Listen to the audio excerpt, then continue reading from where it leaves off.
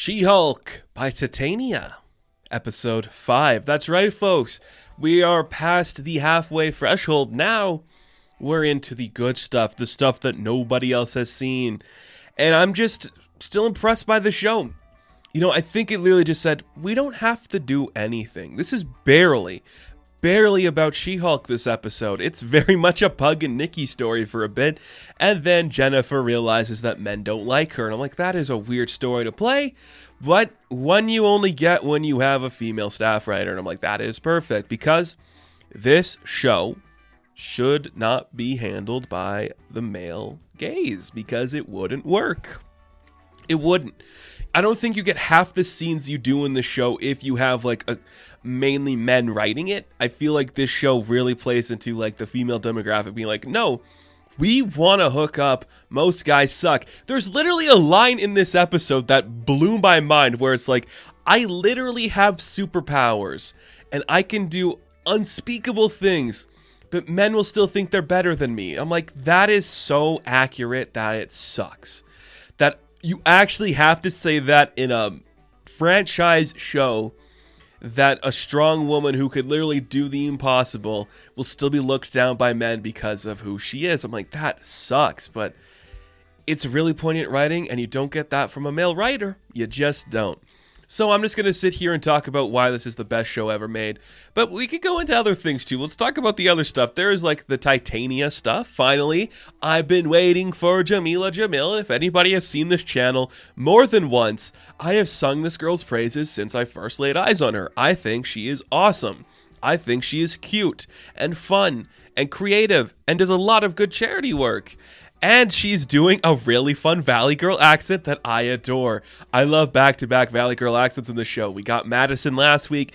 Give me Titania. Her American, it's not bad. I've heard worse. I won't say it's like blowing my mind, but whew. It's very Valley Girl. I love it. The idea is nobody really copyrighted the She-Hulk name, so we have to go to court with Mallory Brooks. I can't remember her name. She's going to be defending She-Hulk, and the idea is like, has she used that name? Did she use it like before it was trademarked and like the public consciousness calls her that? And the idea is, oh, we're going to have to get Jen's dates to come by and we'll like talk about like why she used She-Hulk to get laid. And I'm like, that is funny. So all the exes come by. They come to the courtroom. They talk about like, yeah, I just wanted to mac on She-Hulk for a bit. You know, I'd have no interest in Jennifer. They're really playing into that theme, which two things. One, shut up, everybody. Jennifer's adorable. She's fun. And two, it's really setting up that Jennifer is going to be the persona that hooks up with Matt, isn't it? I'm calling it now. I am calling it now. Matt and Jen are sleeping together. Not Matt and She-Hulk. Maybe he'll go to bed with She-Hulk and wake up with Jen and be like, ooh, this is fun. He's coming soon, okay? Literally, I love it. So if every other man in her life has to be a terrible guy, sure. I get it. I get it.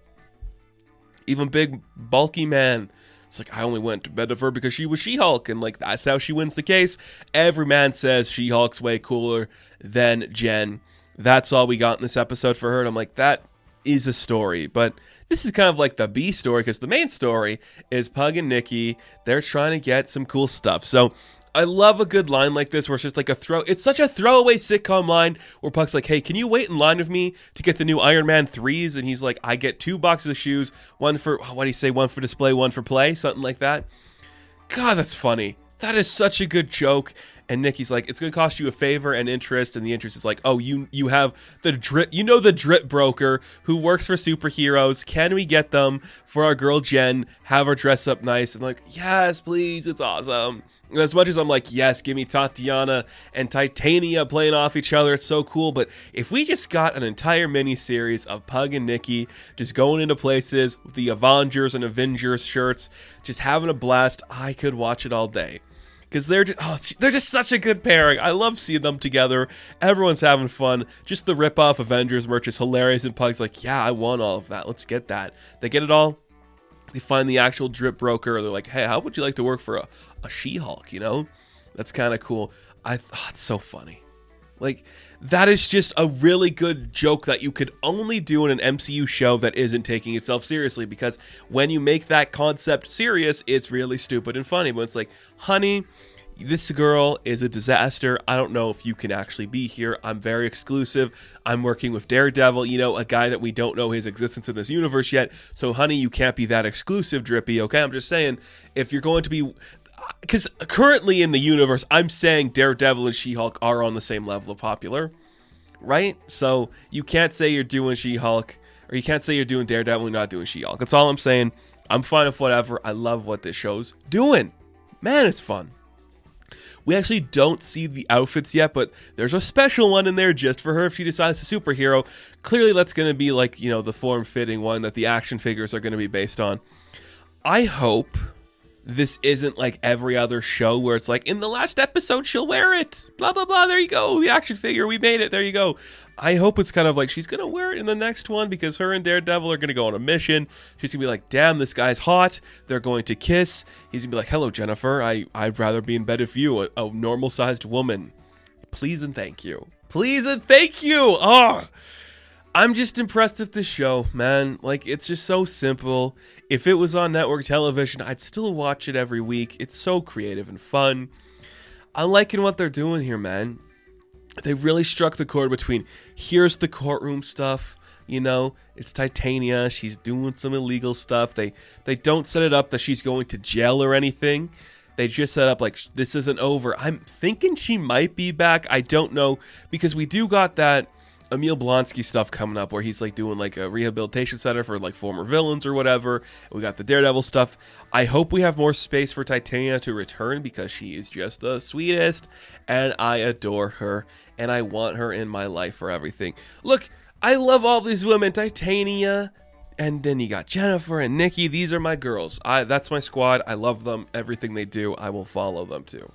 It's amazing stuff. Great jokes. Great humor. This episode was very strong. You just like, it's that kind of, I know it's such like a subtle thing that's going to make the male audience mad, but it's like, this doesn't work with male audience. I'm not saying a man can't write this. There's been examples in the comic books of men writing stories like this, but just those subtle things that only a woman would think to write makes it important, makes it special, makes it unique.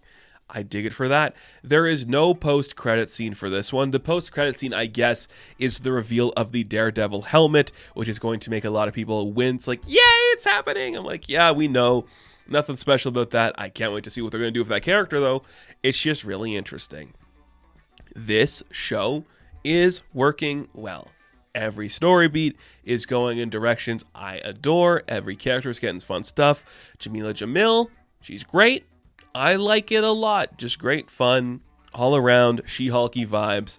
Very cool. And the CG's looking better. Again, I hate to have to say this, but if you still have motion soothing on your television, please turn it off. There's been enough PSAs now. If you're still doing it, what is wrong with you? Please grow up and fix it. Thank you. That's all I got to say. So that is going to do it for this episode of She-Hulk by Titania, or Attorney at Law now, depending on how you look at things. Be sure to like and subscribe to the channel. As always, you can check me out on Instagram, TikTok, and Twitter. And as always, I will catch you in the next one. Have fun. Stay safe. Good luck.